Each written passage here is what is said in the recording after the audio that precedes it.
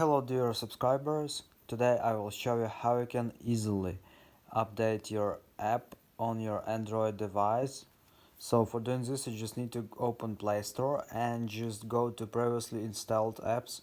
Of course, if you install this application, and just find your application you want to update, and just for example Viber, just open it. Sorry.